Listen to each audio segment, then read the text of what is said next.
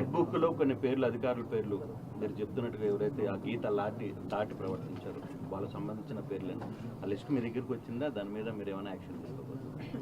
Action తీసుకునే ముందు చెప్తాను. ఆ లిస్ట్ అయితే మీ దగ్గరికి వచ్చిందా? యాక్షన్ తీసుకునే ముందు చెప్తా.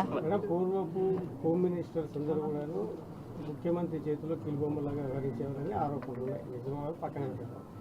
ఈసారి మీ మాకు హోమ్ మినిస్టర్ ఎలా ఉండదు? నేను హోమ్ మినిస్టర్గా ఛార్జ్ తీసుకోక ముందే నేను కూర్చొని ఫీల్డ్ మీదకి వచ్చానంటేనే చంద్రబాబు నాయుడు గారు కానీ లోకేష్ గారు కానీ వెనకాతల నుంచి నన్ను ఎంత ఎంకరేజ్ చేస్తున్నారు, ఫ్రీ హ్యాండ్ ఎంత ఇచ్చారు అన్నది మీకు అర్థం అవ్వాలి.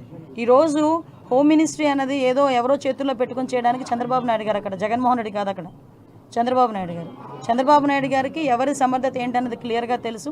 దానికి సంబంధించి ఇచ్చారు. నా విషయంలో అయితే ఆ రోజు నేను ఒకటే చెప్తున్నా, ఏ పోలీసులతో అయితే నేను అవమానపడ్డాను అదే పోలీసులు దగ్గర నన్ను గౌరవంగా నిలబెట్టిన ఘనత కూడా చంద్రబాబు నాయుడు గారికి దక్కింది. చంద్రబాబు నాయుడు గారు ఏదైతే ఆలోచిస్తున్నారో ఆ ఆలోచనకు అనుగుణంగా మేమందరం కలిసికట్టుగా కోఆర్డినేషన్తో ఎవ్వరికి ఇబ్బంది లేకుండా మేము అడ్మినిస్ట్రేషన్ చేసుకుంటాం. నో ఊహించలేదు, ఎక్స్పెక్ట్ చేయలేదు. నేను మంత్రి ఇచ్చిన తర్వాత కూడా ఏ శాఖలు ఇస్తారో ఏదో సంథింగ్ చూసుకున్నాను తప్పించి ఒక నిమిషం హోంశాఖ అనేసరికి కాళ్ళు చేతులు చల్లబడినాయి. బట్ తర్వాత చేయగలాలి, చేస్తాను అని చెప్పి నా మీద నాకే నమ్మకం వచ్చింది. బట్ ఇంక చాలు,